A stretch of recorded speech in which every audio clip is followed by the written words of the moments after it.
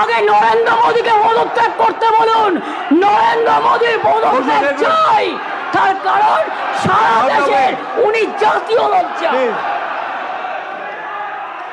আমরা স্যার অমানবিক ঘটনা নিয়ে ওরা রাজনীতি করে, বিচার চায় না।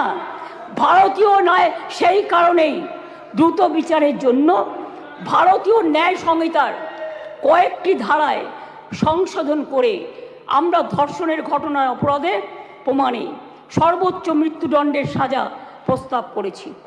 ন্যায় সংহিতা একটা নতুন আইন 64/1, 64/2, 66, 70 এবং 71 নম্বর ধারার ক্ষেত্রে সংশোধনী এনে এই ধরনের অপরাধ প্রমাণে সর্বোচ্চ মৃত্যুদণ্ডের বিধান আনা হয়েছে এই বিলে।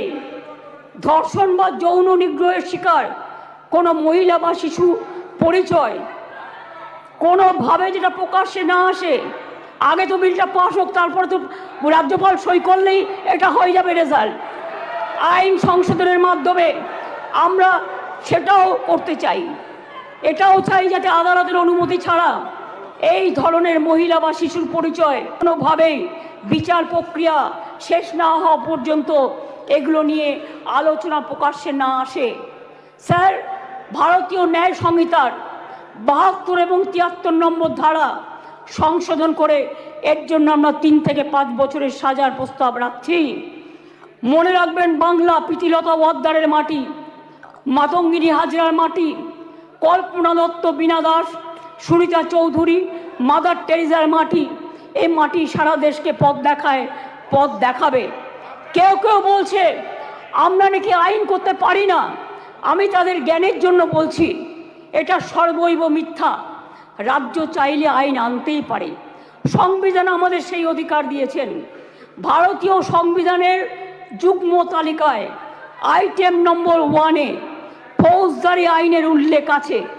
সেক্ষেত্রে রাজ্য চাইলে আইন আনায় কোনো বাধা নেই। অন্ধ্রপ্রদেশও আনছে, মহারাষ্ট্রও আনছে, তারাও ক্রিমিনাল ল সংশোধন করে আনতে চলেছে। এখানেও তো আপনাদের সরকার আছে, আমরা তো বাধা দিইনি। তার রাজ্য বাঁচাতে সে আইন আনতেই পারে।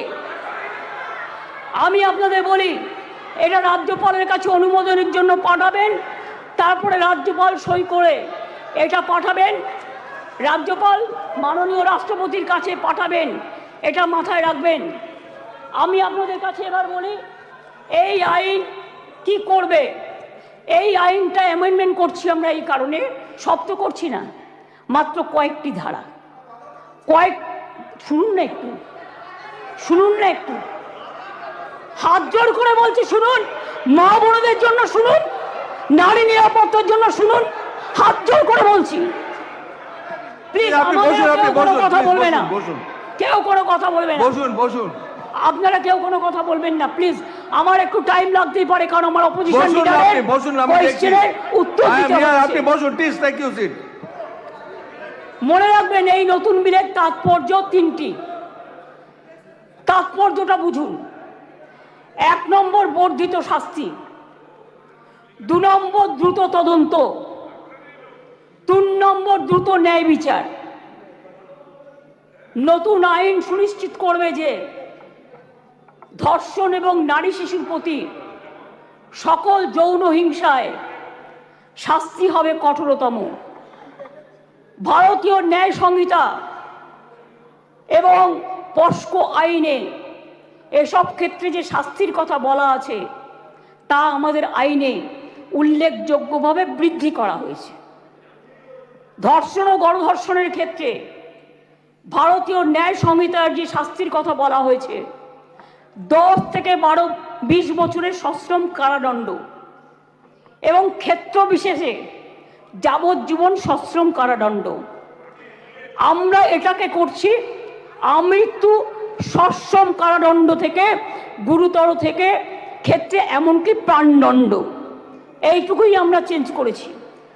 ধর্ষণ বা গণধর্ষণের ফলে নির্যাতিতার মৃত্যু হলে বা নির্যাতিত সম্পূর্ণ ভেজিটেবল হয়ে গেলে ভারতীয় ন্যায় সংহিতায় এর শাস্তি বলা আছে 20 বছরের সশ্রম কারাদণ্ড এবং ক্ষেত্র বিশেষে যাবজ্জীবন সশ্রম কারাদণ্ড।